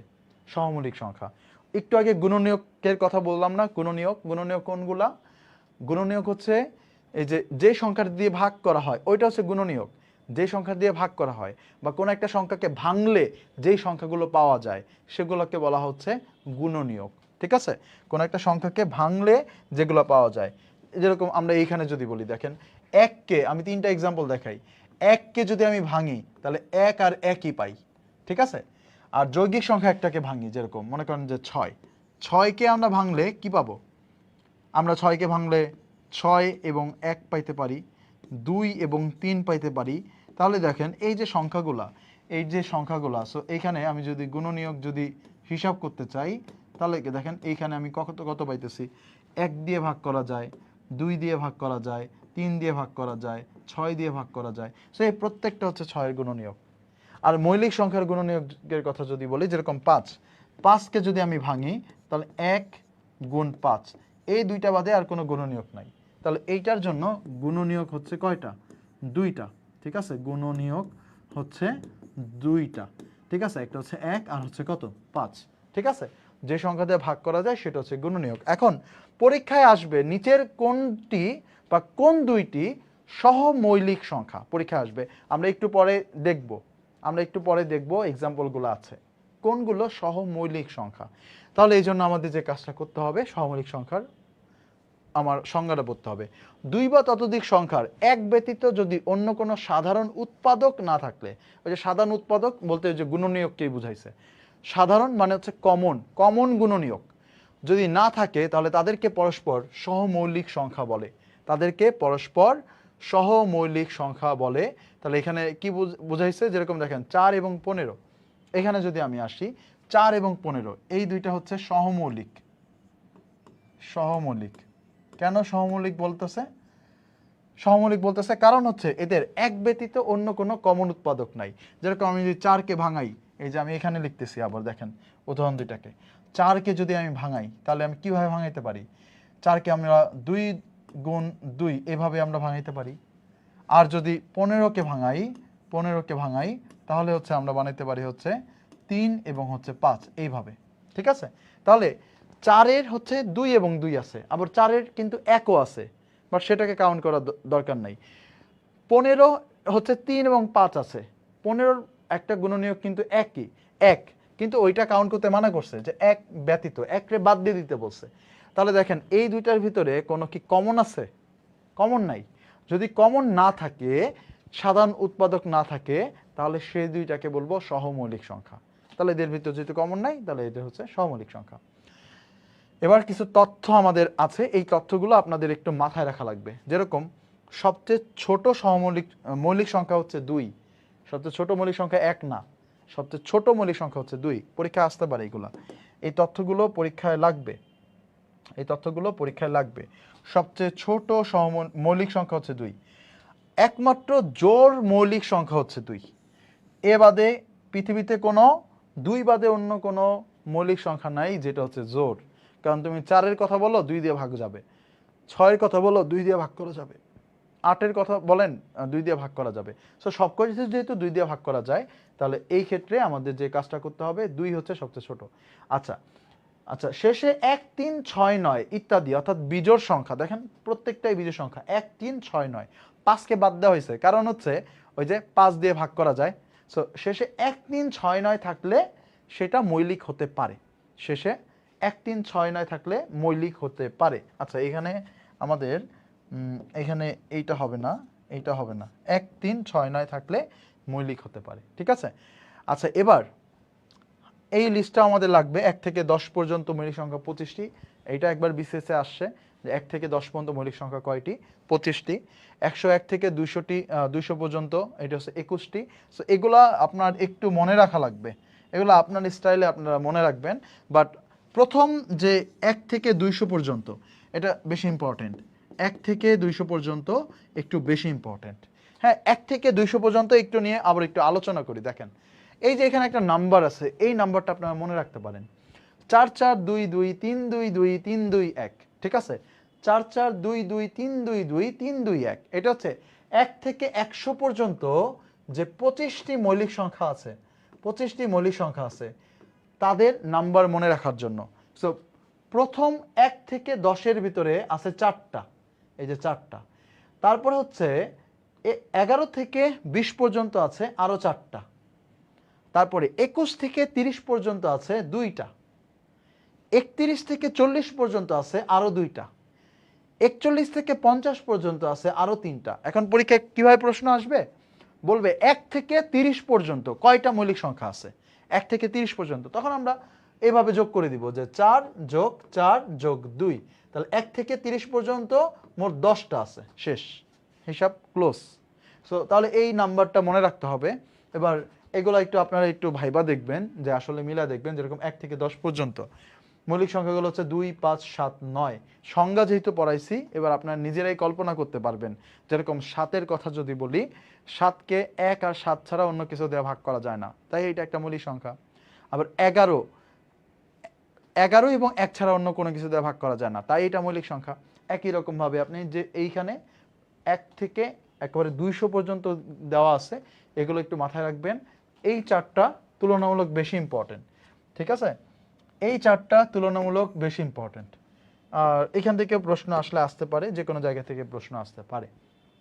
ওকে, আলহামদুলিল্লাহ, বুঝছি। ওকে, এবার আসেন আমরা আরও একটু তথ্য লাগবে আসলে। এই এই লেকচারটা আমি একেবারে একেবারে ফুল, মানে কোনো ধরনের কিছু বাদ রাখি নাই। এই জন্য মানে আমি চাইলে শুধুমাত্র প্রশ্নগুলো সলভ করা দেওয়ার জন্য কিছু তথ্য রাখতে পারতাম, বাট আপকামিং যে কোনো প্রশ্ন যেন সলভ হয় এই জন্য টোটাল বিস্তারিত তথ্যই রাখছি। আর ক্লাস শেষে এই পিডিএফটা আমি, এই যে ক্লাসটা আছে এই ক্লাসটার যে ক্যাপশনে আমি অ্যাড করে দিয়ে দিব। সো আপনাদের যাদের দরকার আপনারা এখান থেকে একটু দেখে নেবেন। ওকে, এবার বড় কোনো মৌলিক সংখ্যা যাচাই করতে বললো। সাপোজ আপনাকে বললো যেরকম 147 কি মৌলিক সংখ্যা নাকি, এটা আপনাকে যাচাই করতে বললো। তখন তো আপনার মানে হচ্ছে ওই যে ভাগ দিতে কষ্ট হয়ে যাবে। যেরকম 7 হিসাব করা যাচ্ছে, 7কে 1 দিয়ে ভাগ করা যাচ্ছে, 1 আর 7 দিয়ে তো বাদই, 2 দিয়ে ভাগ করা যাচ্ছে না, 3 দিয়ে ভাগ করা যাচ্ছে না, 4 দিয়ে ভাগ করা যাচ্ছে না, ঠিক আছে? কিন্তু 147 এটা তো অনেক বড় সংখ্যা। এখন এইটা মৌলিক কিনা, কারণ এটাকে কিন্তু 13 দিয়েও ভাগ করা যেতে পারে, হ্যাঁ, আবার 17 দিয়েও ভাগ করা যেতে পারে। এখন এই প্রত্যেকটা জিনিসকে আলাদা আলাদা করে ভাগ করে এইটা যে মৌলিক নাকি মৌলিক না এটা চেক করা, এটা একটা দুঃসাধ্য একটা ব্যাপার হয়ে যাবে। এজন্য আমাদের একটু কাজ করতে হবে, এখানে আরেকটা জিনিস শিখতে হবে। সেটা হচ্ছে 147 কি মৌলিক নাকি মৌলিক না, 147 আর 149 দুইটাই এখানে আছে, সেটা যাচাই করার জন্য আমাদের যে কাজটা করতে হবে যে সংখ্যাটির পাশাপাশি বা কাছাকাছি কোনো একটা পূর্ণবর্গ সংখ্যার বর্গমূল নিতে হবে। যেরকম 147, এই সংখ্যাটার কাছাকাছি হচ্ছে 144। সো আপনারা একটু কষ্ট করে কতগুলোর সংখ্যা একটু মনে রাখতে হবে যেগুলোকে পূর্ণবর্গ সংখ্যা বলতে কি বোঝায়। পূর্ণবর্গ সংখ্যা বলতে কি বোঝায়, যারা বিজ্ঞানে তারা একটু বেশি ভালো জানে, যে যাদেরকে রুট ওভার করা যায়, ঠিক আছে? যেরকম হচ্ছে আমরা যদি একেবারে 1 থেকে শুরু করি, 1, তারপর হচ্ছে 4কে রুট করা যায়, তারপর হচ্ছে আমরা হচ্ছে 2কে স্কয়ার করছি, তারপর হচ্ছে 9, তারপর হচ্ছে 16, তারপর হচ্ছে 25, তারপর হচ্ছে 36, তারপর হচ্ছে আমাদের 49, তারপর হচ্ছে এটা 7 64, তারপর হচ্ছে 81, তারপর হচ্ছে 100, তারপর হচ্ছে 121, তারপর হচ্ছে 144, তারপর হচ্ছে 169। মোটামুটি এরকম 200 পর্যন্ত একটু মাথায় রাখতে পারলে ভালো, 200 পর্যন্ত মাথায় রাখতে পারলে ভালো। তারপরে এগুলো হচ্ছে পূর্ণবর্গ সংখ্যা, কারণ এদেরকে রুট করলে দেখবেন একটা পূর্ণ সংখ্যা পাওয়া যাচ্ছে। এখন আমাদের যে কাজটা করতে হবে, যে সংখ্যাটার বের করতে দিবে, প্রথম কাজ হচ্ছে ওই সংখ্যাটার কাছাকাছি একটা পূর্ণবর্গ সংখ্যার কাছে যাইতে হবে। যেরকম 147 আমাকে বের করতে দিছে, হ্যাঁ, আমরা এখানে দেখি, মনে করেন 147 এটা কি মৌলিক নাকি মৌলিক না, এটা আমরা বের করতে চাই। তাহলে আমরা যেটা করবো, এর কাছাকাছি কোনটা আছে সেটার দিকে যাব। কাছাকাছি হচ্ছে 144। এবার এই 144কে যদি আমরা বর্গমূল করি তাহলে কত পাই, 12। এবার 12 বর্গমূল নিলাম, বর্গমূল নেওয়ার পর বর্গমূল ও বর্গমূলের গুণনীয়কগুলো দিয়ে সংখ্যাটিকে ভাগ করে যাচাই করতে হবে। তাহলে দেখো এই বর্গমূলের গুণনীয়কগুলো কি, এটাকে কিভাবে ভাঙানো যায়। 1 গুণ 12 এইটা তো আছেই, সো ওইটা বাদ, এইটা বাদে কি আছে। গুণনীয়কগুলো বের করার আরো সহজ নিয়ম হচ্ছে এইভাবে বের করা, যে আমরা 2 দিয়ে যদি এটাকে ভাগ করি তাহলে হয় 6, আবার 2 দিয়ে যদি ভাগ করি তাহলে হয় 3। তাহলে আমাদের 12 এর গুণনীয়ক হচ্ছে এই যে 2 গুণ 2 গুণ 3। তাহলে আমার জাস্ট এই কয়েকটা জিনিস দিয়ে যাচাই করলে হবে, আর কোনো কিছু দিয়ে যাচাই করা লাগবে না। এখন দেখেন 2 দিয়ে কি 147কে ভাগ করা যায়? ভাগ করা যায় না, কারণ এটা তো বিজোড় সংখ্যা। 3 দিয়ে কি ভাগ করা যায় নাকি? দেখেন 3 দিয়ে যদি আমি ভাগ করতে চাই তাহলে আমরা এখান থেকে বুঝবো যে ওকে, 3 দিয়ে যদি আমরা ভাগ করতে চাই, দেখেন 3 দিয়ে 150কে ভাগ করা যায় তাহলে 50 হয়। তাহলে 150-এর থেকে 3 কম যেটা সেটাকেও ভাগ করা যাবে, তার মানে 147কেও 3 দিয়ে ভাগ করা যাবে। যেহেতু 147কে 3 দিয়ে ভাগ করা যাচ্ছে, তাহলে 147 মৌলিক সংখ্যা না। যেহেতু ভাগ করা যাচ্ছে, আমরা মৌলিক সংখ্যা সংজ্ঞাই হচ্ছে ভাগ করা যাবে না। মৌলিক সংখ্যার সঙ্গেই হচ্ছে এক এবং ওই সংখ্যা বাদে অন্য কোনো কিছু দিয়ে ভাগ করা যাবে না। তাহলে যেহেতু এখানে ভাগ করা যাচ্ছে, তার মানে 147 এইটা মৌলিক সংখ্যা না। এবার 149-এর কাছে যদি আসি, 149-এর কাছাকাছি একটা সংখ্যা 144, তাহলে একই প্রসিডিউর। তাহলে একই প্রসিডিউর যদি যাই, তাহলে 12 এর গুণনীয়ক 2 2 3। এখন দেখেন 2 দিয়ে ভাগ করা যায় না, 3 দিয়েও ভাগ করা যায় না। যেহেতু দুইটা জিনিস দিয়ে ভাগ করা যায় না, তাহলে এইটা একটা মৌলিক সংখ্যা, এইটা একটা মৌলিক সংখ্যা, আর এইটা মৌলিক সংখ্যা না।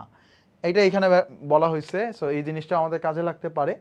এবার চলেন, আমরা অনেকটা বোরিং আলোচনা করে ফেলছি আমি জানি, বাট এক্সাম্পলগুলো যখন দেখবেন তখন মনে হবে যে এই আলোচনাটা আসলে দরকার ছিল। এই আলোচনাটা যে দরকার ছিল এক্সাম্পল দেখলেই বুঝবেন। চলেন, নিচের কোনটি মৌলিক সংখ্যা? এখন দেখেন, তাহলে আমরা যে মৌলিক সংখ্যা যে বের করতে চাই, তাহলে সবচেয়ে ছোট সংখ্যা থেকে ট্রাই করব। সবচেয়ে ছোট আছে কি 47। 47 কি মৌলিক? দেখেন, ওই যে আমরা যদি 40-এর ঘরে যাই, আমরা কি জানি, আমাদের ইয়াটা কি ছিল, 4 4 2 2। তাহলে 40-এর ঘরে দুইটা মৌলিক সংখ্যা আছে। দুইটা মৌলিক সংখ্যা কি কি? আমরা যদি বলি 41, 41 আর হচ্ছে কত, 41কে ভাগ করা যায়, ভাগ করা যায় না। এটা হচ্ছে 10 পর্যন্ত, 20 পর্যন্ত, 30 পর্যন্ত, 40 পর্যন্ত, সরি 4 4 2 2 3 হবে। এটা হচ্ছে 40 পর্যন্ত, এটা হচ্ছে 40 পর্যন্ত। সো আমাদের এইটা হচ্ছে 41 থেকে 50 পর্যন্ত। 41 থেকে 50 পর্যন্ত হচ্ছে তিনটা। তো তিনটা কি কি? একটা হচ্ছে 41, যাকে ভাগ করা যাচ্ছে না। 42কে ভাগ করা যায়, 43কে ভাগ করা যায় না। তাহলে 43, 44কে ভাগ করা যায়, 45কে ভাগ করা যায় 5 দিয়ে, 46কে 2 দিয়ে ভাগ করা যায়, 47কে যায় না। এই তিনটা হচ্ছে মৌলিক সংখ্যা 41 থেকে 50-এর ঘরে। তার মানে উত্তর হচ্ছে এইটাই, 47 হচ্ছে আমাদের উত্তর।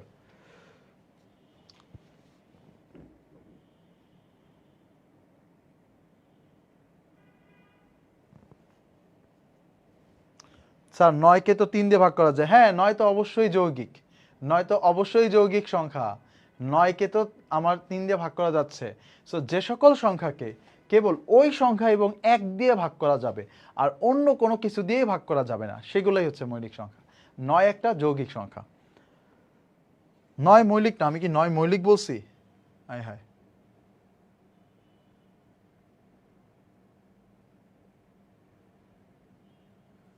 আচ্ছা 2, এটা এটা একটা ভুল আছে। হ্যাঁ, এটা 2 3 হবে, এটা 2 3 হবে, এটা টাইপিং মিস্টেক হচ্ছে। এটা 2 3 হবে, এটা 9 হবে না। হ্যাঁ, 2 3 হবে, 2 3 হবে, 9 হবে না, 9 হবে না, ওইটা ভুলে আসছে, ভুলে আসছে ওইটা। ওকে, এবার আসি পরেরটায়। দেখেন 30তম বিসিএসে আসছে, নিচের কোনটি মৌলিক সংখ্যা? নিচের কোনটি মৌলিক সংখ্যা? তাহলে আমরা কোন জায়গা থেকে শুরু করা যায়? আমরা এই যে ছোট থেকে শুরু করি। তাহলে দেখেন 4 4 2 2 3 2, তার মানে হচ্ছে 4 4 2 2 3 2। তাহলে 50 থেকে, সরি 50 না, হ্যাঁ এটা হচ্ছে 1 থেকে 10 পর্যন্ত। আমাদের হচ্ছে 1 থেকে 10, এটা হবে 51 থেকে 60। আমরা 1 থেকে 10 পর্যন্ত হিসাব করছি। ওকে, দেখেন 51 থেকে 60 পর্যন্ত মৌলিক সংখ্যা আছে দুইটা, মৌলিক সংখ্যা আছে দুইটা। তাহলে কোন দুইটা, কোন দুইটা মৌলিক সংখ্যা আছে? আমরা যদি 51-র কথা বলি, তাহলে 51 তো থাকবেই। তারপরে 51কে না না 51কে 17 দিয়ে ভাগ করা যায়, 17 34, সো 51 নাই। 51কে ভাগ করা যায়, 52 নাই, 53 আছে, 54 নাই, 55 নাই, 56 নাই, 57 আছে, 57 57 আছে, 57কে ভাগ করা যায়, আসলেও 57কে ভাগ করা যায় না। 59কে ভাগ করা যায়, 59কে কি ভাগ করা যায়? আমাদের 59কে ভাগ করা না, 57কে ভাগ করা যায় কি দিয়ে? 57কে কি দিয়ে ভাগ করা যায়? 57 হচ্ছে 13 দিয়ে ভাগ করা যায় না, 14 দিয়ে, 17 দিয়ে যায় না, 17 দিয়ে যায় না। কত দিয়ে ভাগ করা যায়?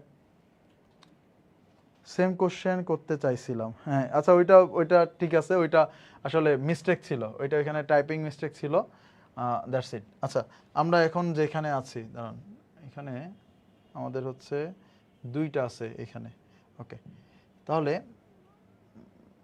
এটা হবে 57। 57কে কি ভাগ করা যায়?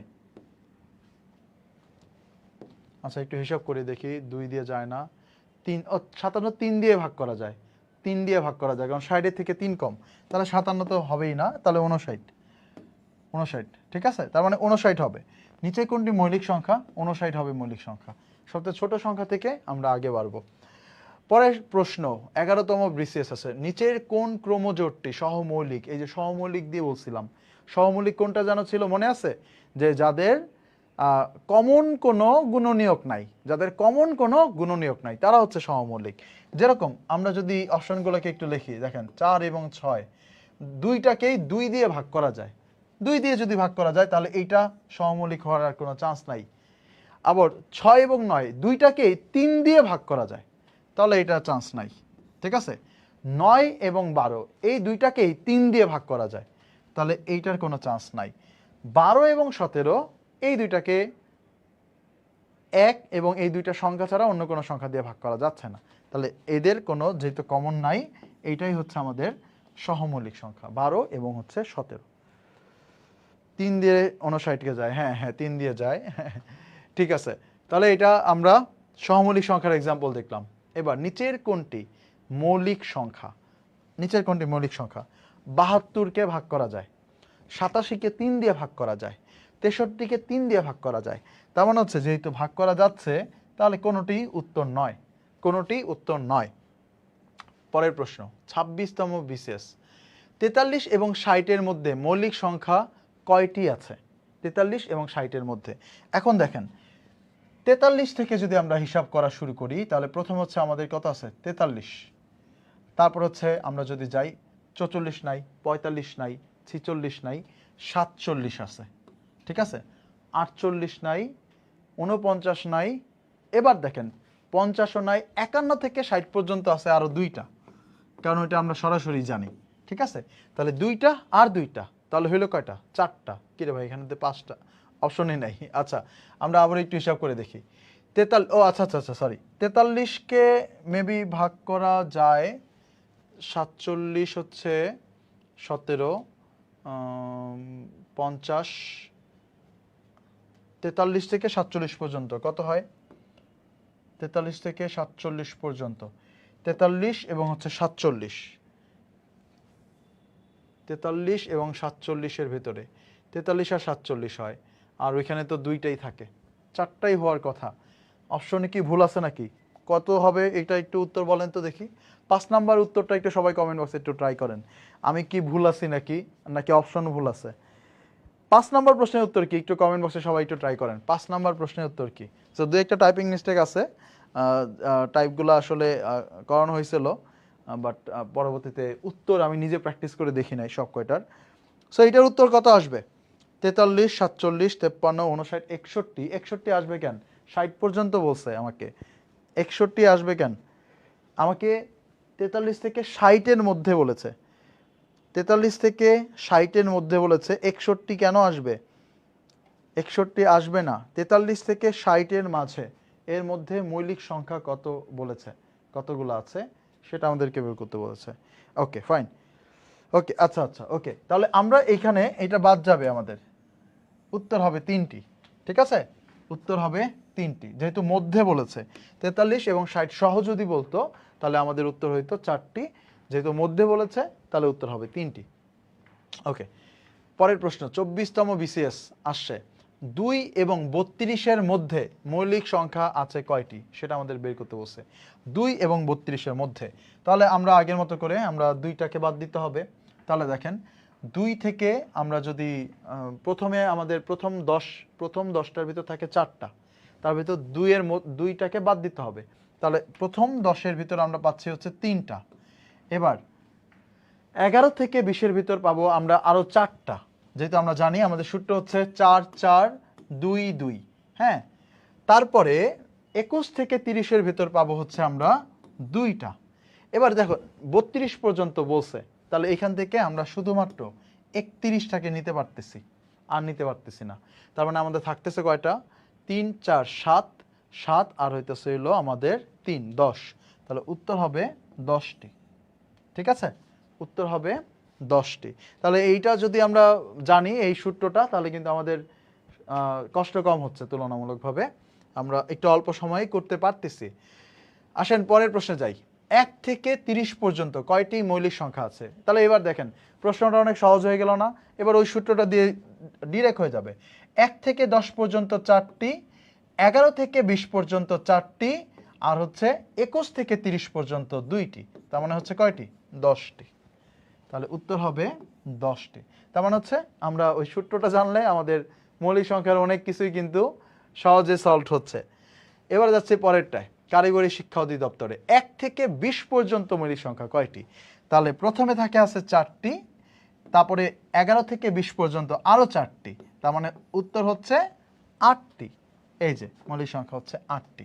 তাহলে সংখ্যাটা আমরা মনে রাখবো 4 4 4 4 2 2 3 2 2 3 2 1, এটা আমরা মনে রাখবো। তারপরেরটা 13তম শিক্ষক নিবন্ধন 1 থেকে 100-র মধ্যে কয়টি? 25টি। এটা একেবারে ডিরেক্ট মুখস্থ রাখবো, 1 থেকে 100-র মাঝে 25টি। এই তথ্য কিন্তু আমি শুরুর পেজে দিয়ে দিয়েছি, ওই পেজ থেকে আপনারা দেখে নেবেন। তারপরের প্রশ্ন, 60 থেকে 80-এর মধ্যবর্তী বৃহত্তম ও ক্ষুদ্রতম মৌলিক সংখ্যার অন্তর কত? তাহলে আমাদের এটা একটু দেখতে হবে, বৃহত্তম কোনটা আর হচ্ছে ক্ষুদ্রতম কোনটা। তাহলে বৃহত্তম আমরা যদি বের করতে চাই, তাহলে আমার 80 থেকে নিচে নামতে হবে। তো 80-র নিচে আছে হচ্ছে 79। তাহলে 79, দেখেন 79 যে সংখ্যাটা আছে এইটা মৌলিক সংখ্যা, কারণ এইটার আমরা হচ্ছে কোনো কিছু দিয়ে ভাগ করতে পারবো না। 3 দিয়ে ভাগ করা যাবে না, 2 দিয়ে ভাগ করা যাবে না, মোটামুটি ভাগ করা যাবে না। আচ্ছা, 13 দিয়ে কি ভাগ করা যায়? 13 দিয়ে 13, 26, 52, 65, না 13 দিয়েও ভাগ করা যায় না। 17 দিয়েও যায় না।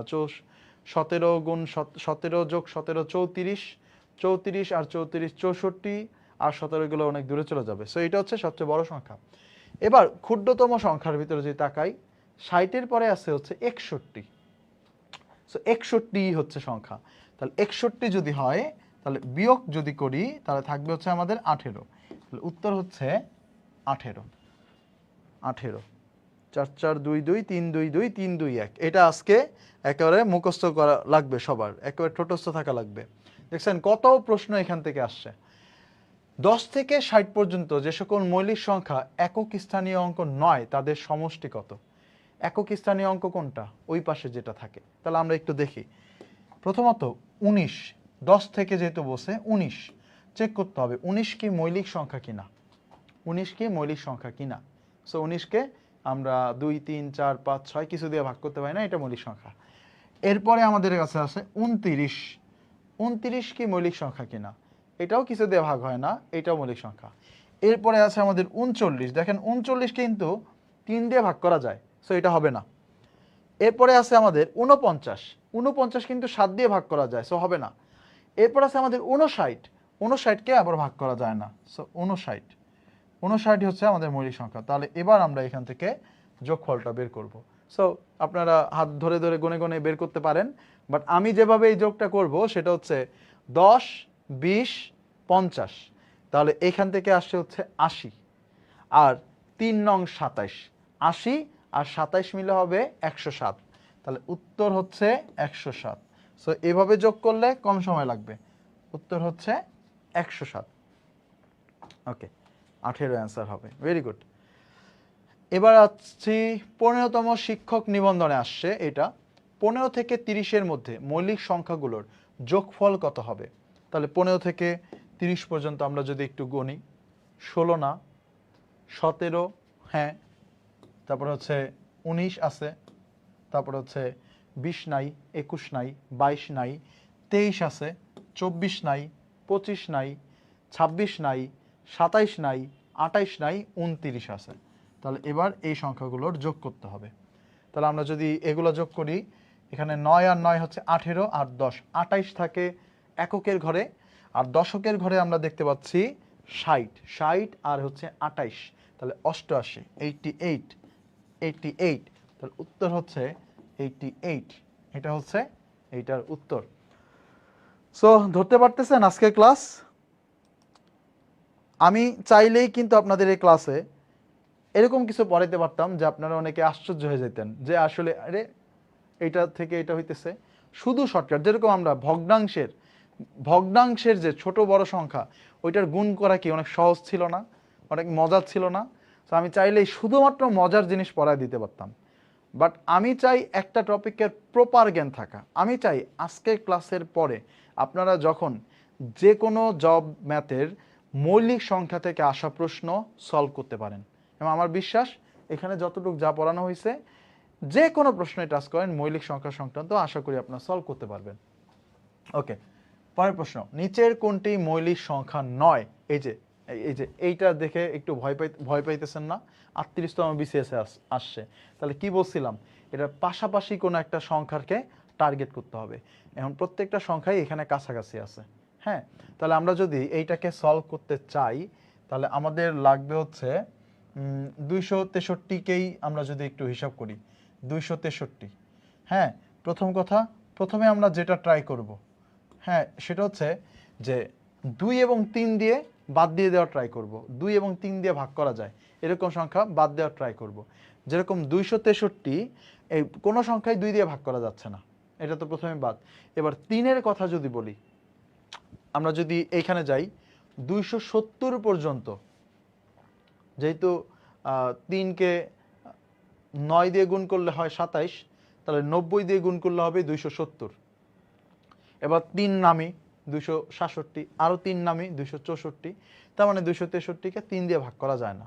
তাহলে এবার আমাদের যেটা চেক করতে হবে সেটা হচ্ছে যে এদের কাছাকাছি মৌলিক মানে হচ্ছে পূর্ণবর্গ সংখ্যা কোনটা আছে সেটাকে, ঠিক আছে, কাছাকাছি সংখ্যা কোনটা আছে সেটাকে।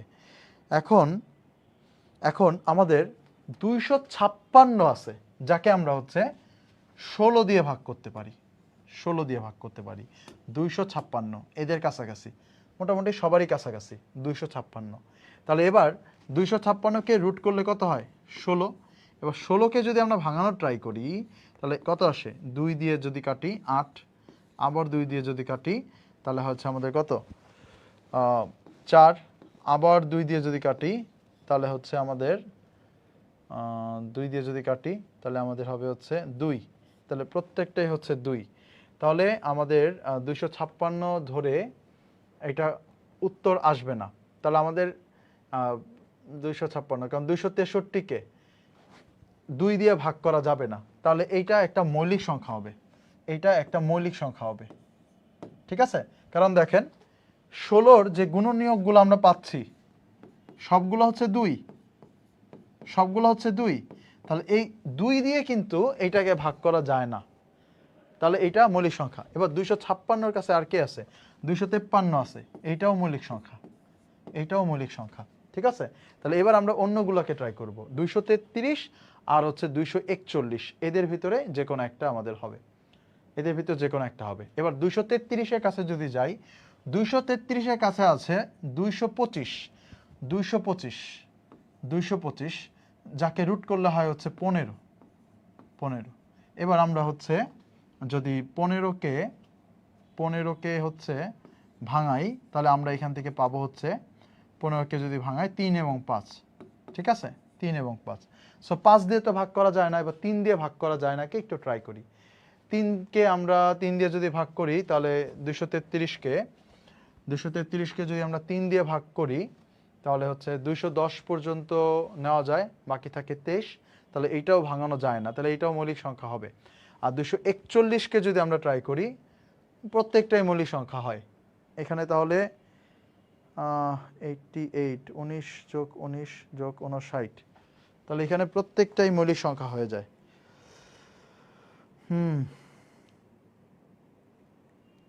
এখানে তো সব কয়টাই মৌলিক সংখ্যা। তাহলে দাঁড়ান আমি একটু দেখি প্রশ্নটা কি ঠিক আছে কিনা।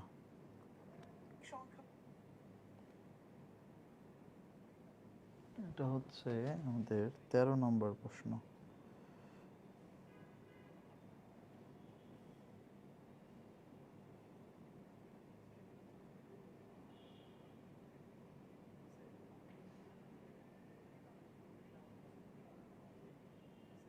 ওকে, তাহলে এটা প্রশ্নে ভুল আছে। হ্যাঁ, এটা প্রশ্নে ভুল আছে, এখানে কোনোটি উত্তর হবে না।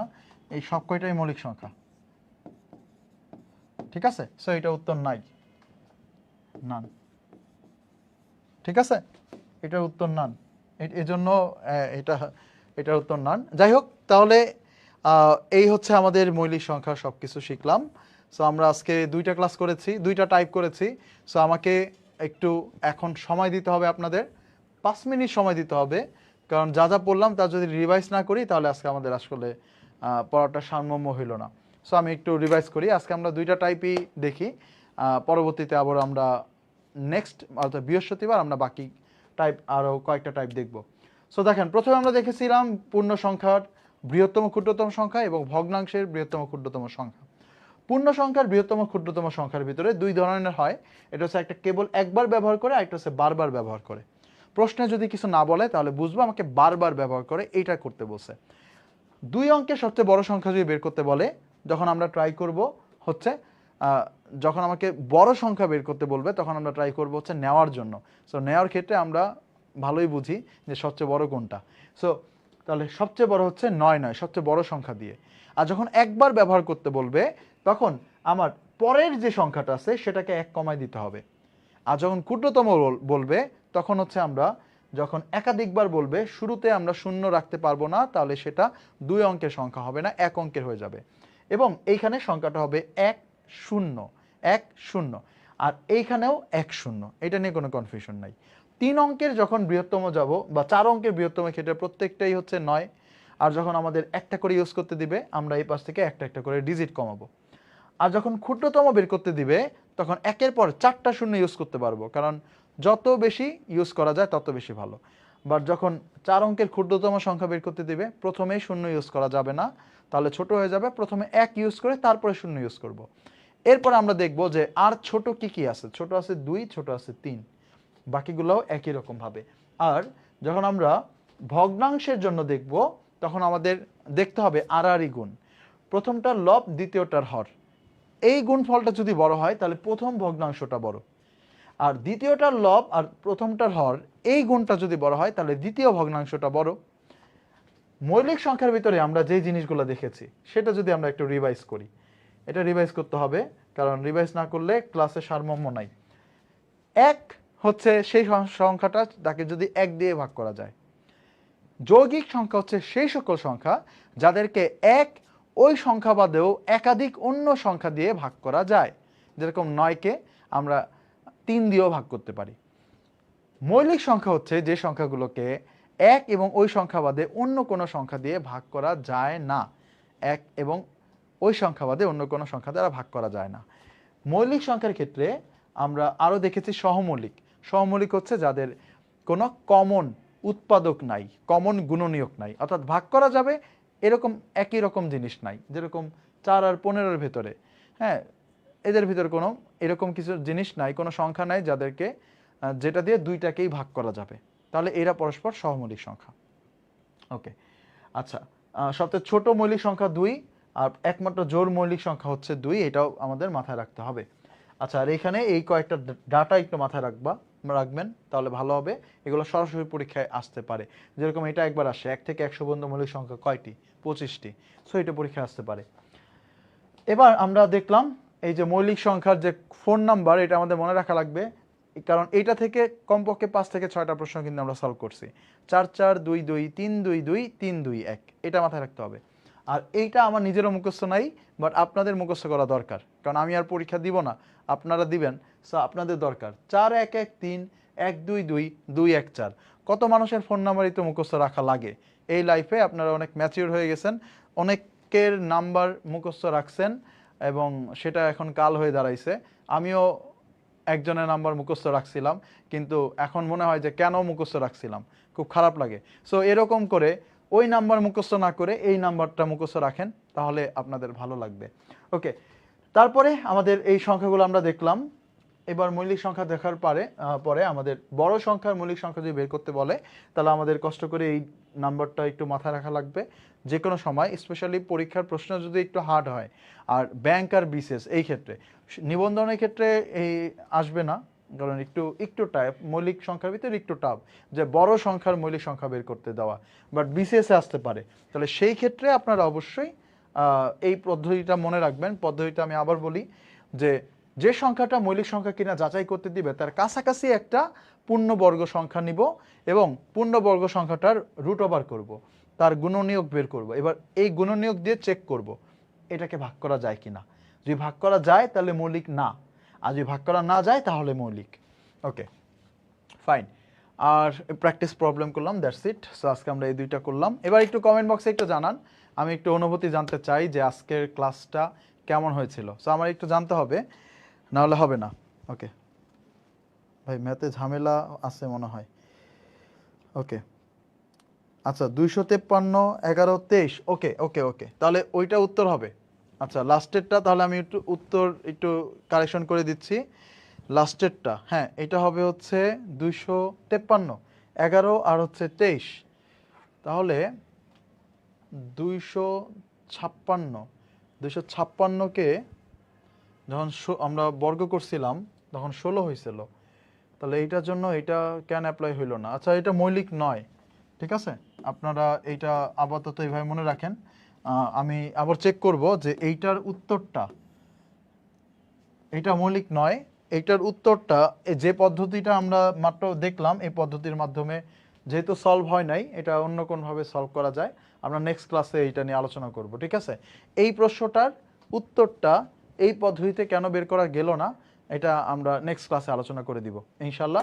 নেক্সট ক্লাসে এই প্রবলেমটা, শুধুমাত্র এই প্রবলেমটা আমরা আলোচনা করব। ওকে সো এবার একটু অনুভূতি জানতে চাই, আজকে ক্লাসটা আপনাদের আসলে কেমন লাগছে। কারণ আমার নিজের বুঝতে হবে যে আসলে আমার কোন জায়গায় কি ইমপ্রুভমেন্টের জায়গা আছে। কারণ এইচএসসি লেভেল আর হচ্ছে অ্যাডমিশন লেভেল আর আপনাদের লেভেলটা আলাদা।